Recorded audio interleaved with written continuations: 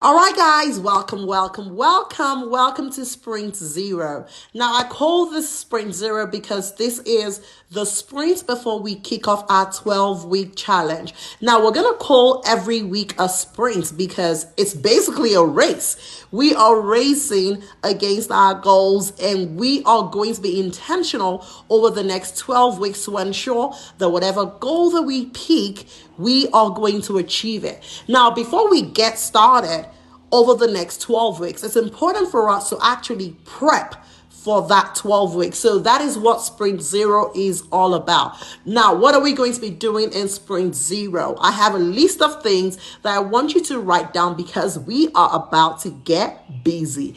Now, the first thing I want you to do is for you to identify the most important goal that you want to accomplish.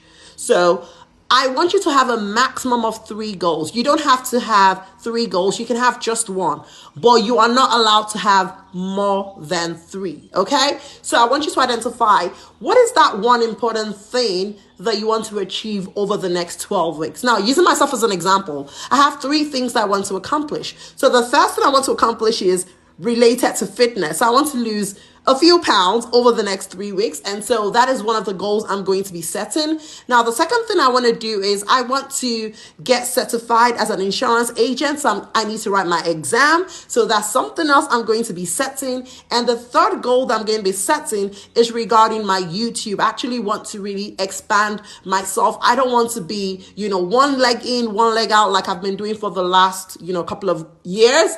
This year, I want to be intentional. So over the next 12 weeks, I want to ensure that I'm dropping 2 videos on a week-by-week basis. So there's a lot of work that I have planned for myself, and I want you to make that same plan for yourself. Identify the 3 important goals that you believe that you can accomplish over the next 12 weeks. All right?